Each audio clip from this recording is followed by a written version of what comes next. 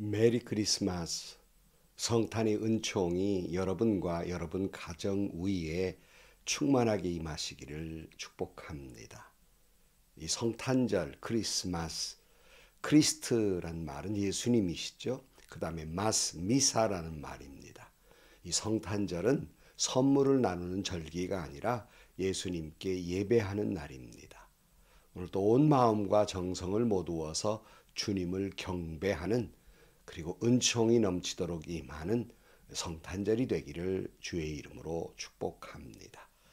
오늘 묵상의 말씀을 통해서 나에게 주시는 하나님의 음성을 듣는 은혜로운 시간이 되기를 축복합니다. 이 시간 하나님께서 우리에게 허락해 주신 말씀은 누가복음 2장 1절에서 14절 말씀입니다. 그때에 아우구스투스 황제가 칙령을 내려 온 세계가 호적 등록을 하게 되었는데, 이 첫 번째 호적 등록은 구레뇨가 시리아의 총독으로 있을 때에 시행한 것이다. 모든 사람이 호적 등록을 하러 저마다 자기 고향으로 갔다. 요셉은 다윗 가문의 자손이므로 갈릴리의 나사렛 동네에서 유대에 있는 베들레헴이라는 다윗의 동네로 자기의 약혼자인 마리아와 함께 등록하러 올라갔다. 그때에 마리아는 임신 중이었는데, 그들이 거기에 머물러 있을 동안에 마리아가 해산할 날이 되었다. 마리아가 첫 아들을 낳아서 포대기에 싸서 구위에 눕혀 두었다. 여관에는 그들이 들어갈 방이 없었기 때문이다. 그 지역에서 목자들이 밤에 들에서 지내며 그들의 양떼를 지키고 있었다.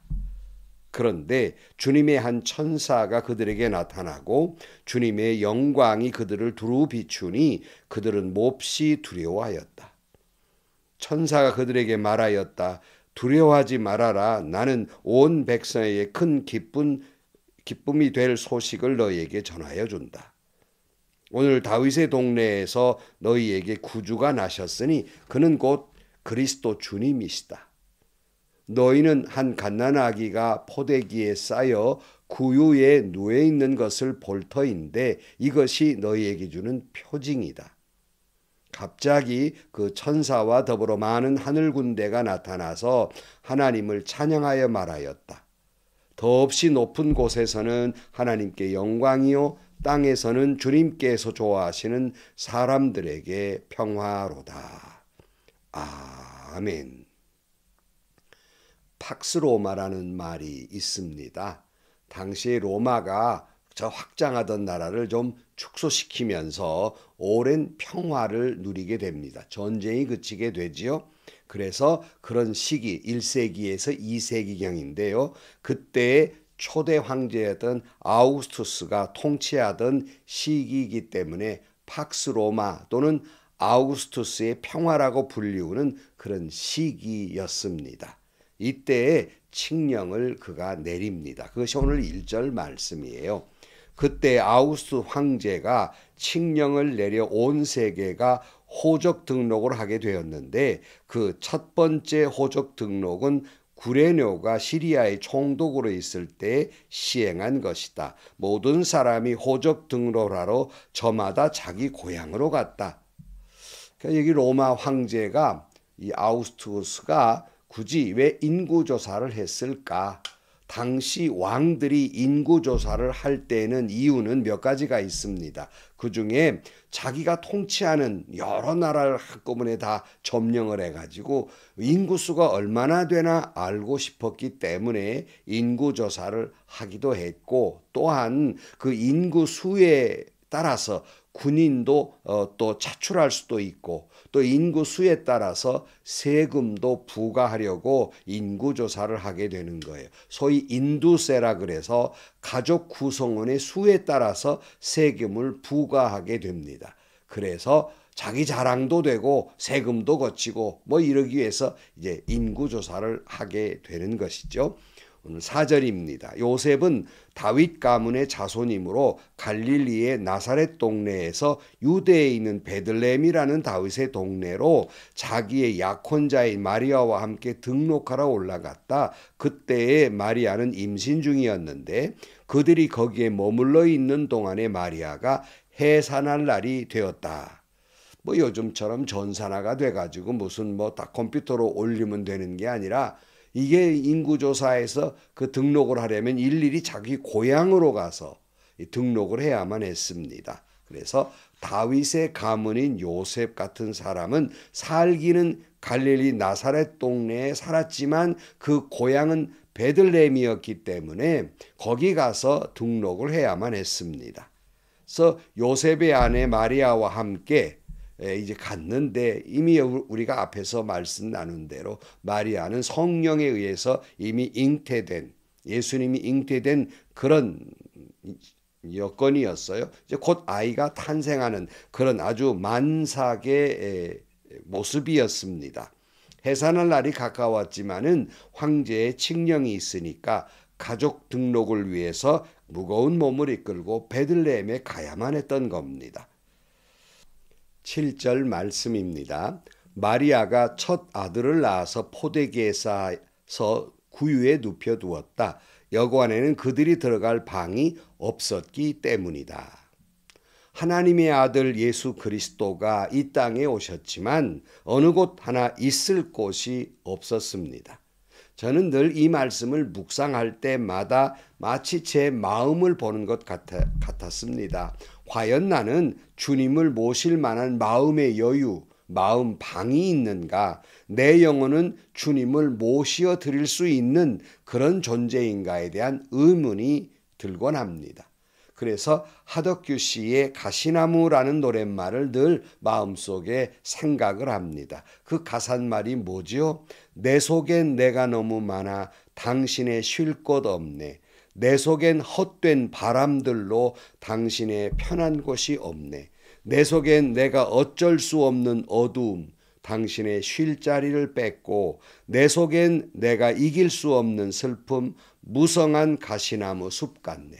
이 수세미속 같은 우리의 영혼이 되기 때문에 정말 주님을 바로 모셔드리지 못하는 우리의 모습과 같지 않는가 하는 생각을 갖곤 합니다. 여러분은 어떻습니까? 여러분의 마음은 어떻습니까? 주님이 계실 만한 방이 있습니까? 마음이 가난하게 되어서 주님이 계실 곳이 많습니까? 아니면 헛된 욕망과 욕심과 못된 자아로 내가 가득 차서 주님이 도무지 계실 곳이 없는 그런 존재는 아닙니까? 오늘 8절입니다. 그 지역에서 목자들이 밤에 들에서 지내며 그들의 양떼를 지키고 있었다. 그런데 주님의 한 천사가 그들에게 나타나고 주님의 영광이 그들을 두루 비추니 그들은 몹시 두려워하였다. 천사가 그들에게 말하였다. 두려워하지 말아라. 나는 온 백성의 큰 기쁨이 될 소식을 너에게 전해준다. 오늘 다윗의 동네에 너희에게 구주가 나셨으니 그는 곧 그리스도 주님이시다. 너희는 한 갓난아기가 포대기에 쌓여 구유에 누워 있는 것을 볼 터인데 이것이 너희에게 주는 표징이다. 여러분, 이 기쁨의 소식이 맨 먼저 어디에 전달됩니까? 무슨 화려하고 높은 왕궁의 높은 사람들에게 전해졌던 것이 아니라 들에서 양을 치면서 온 밤을 추위에 떨고 고독과 두려움 속에 있었던 양치기 목자들에게 이 기쁨의 소식이 전해집니다.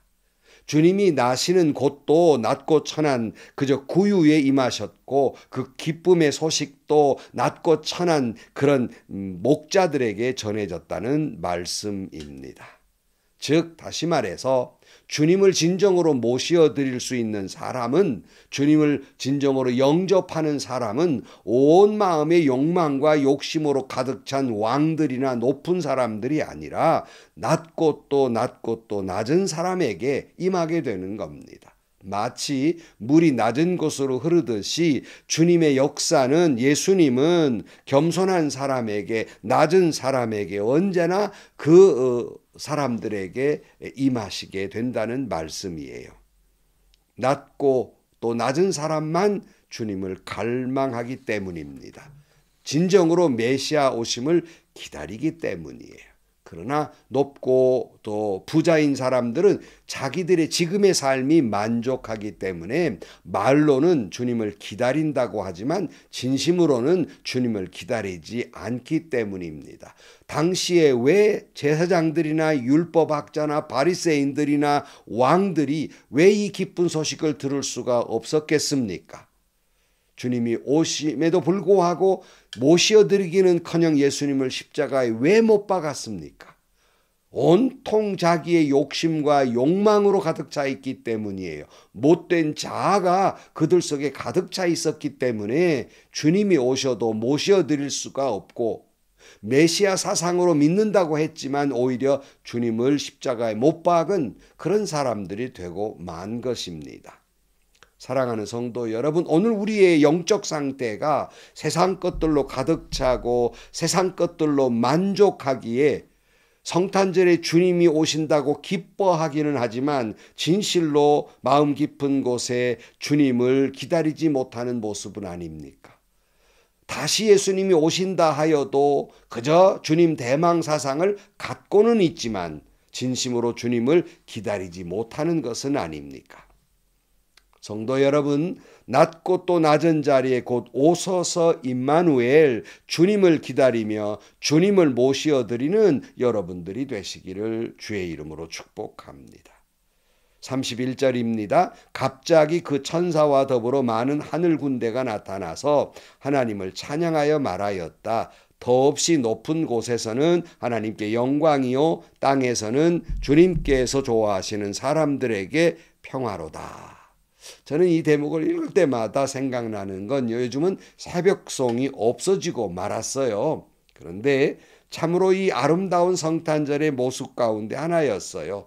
이 기쁨의 소식을 전하기 위해서 학생들은 밤을 새워가면서 새벽을 기다렸고 우리 권사님들은 집사님들은 또 그 새벽송을 나가는 청년들을 위해서 또 떡국을 끓이고 뭐 이래가지고 간단한 요기를 하고 추위에 떨면서 호롱불을 들고 눈길을 헤쳐가면서 집집마다 찾아가서 문 앞에서 기쁘다 구주 오셨네 이 기쁨의 소식을 전하던 시절들이 있었습니다. 이 기쁨의 찬양을 하고 이 찬양 소리를 듣고 나와서 함께 찬양을 부르던 아니면 모르고 잠에 들었던 그 가정을 향해서 축복의 말씀을 한 것이 바로 오늘 본문 14절이에요. 개역 개정 성경으로 읽어드리면 지극히 높은 곳에서는 하나님께 영광이요 땅에서는 기뻐하심을 입은 사람들 중에 평화로다. 아까 팍스 로마라는 말로 시작을 했습니다. 로마 황제 아우구스투스로 인해서 평화가 일시적으로는 임했습니다. 그러나 그건 제한적인 거예요. 그러나 주님이 오심은 하나님께는 영광이요 이 땅에는 기쁨의 소식이며 이걸 기뻐하는 사람들에게는 영원한 평화가 그에게 임하게 된다는 말씀입니다. 높고 높은 곳에서 낮고 천한 이 땅에 오신 주님을 모시어드리는 사람은 바로 그 낮고 또 낮아진 사람들에게 주님은 임하게 될 것이고 그런 갈급한 사람들이 진정으로 주님을 모시게 될 것입니다. 겸손의 왕 주님을 모시는 사람은 겸손한 사람이에요. 여러분 주님을 모셔드리는 성탄절이 되기를 축복합니다. 진정한 평화는 주님이 주시는 평화입니다. 오늘날 이 지구촌에 얼마나 전쟁이 많이 있습니까? 이 전쟁 속에서도 진정 주님이 임함으로 말미암아 이 지구촌의 모든 전쟁은 그치고 평화가 임하기를 주의 이름으로 축복합니다. 또 이 민족이 지금 경랑 속에서 몸부림치고 있습니다. 예수 그리스도가 이 민족 가운데 임함으로 말미암아서 이 모든 경랑이 잠잠해지고 평화가 임하기를 축복합니다. 뿐만 아니라 여러분이 섬기는 교회와 여러분이 섬기는 사업체와 그리고 여러분 가정 위에 여러분 개인 모든 분들에게 주님의 진정한 평화가 임하기를 주의 이름으로 축복합니다. 이 평화의 소식을 기쁨의 소식을 전하는 가브리엘 천사가 되셔서 이 성탄의 기쁜 소식을 많은 사람들에게 전하는 여러분들이 되시기를 주의 이름으로 간절히 축원합니다. 기도하시겠습니다. 하나님 아버지, 이 땅에 진정한 평화를 주시기 위해서 주님이 이 땅에 오신 이 성탄절, 그 성탄의 은총이 이 지구촌에 그리고 이 민족 위에 우리 교회와 사업과 가정 위에 임하게 하여 주옵소서. 진정한 평화가 저희들 가운데 이루어지게 하여 주옵소서. 예수님의 이름으로 기도하옵나이다. 아멘.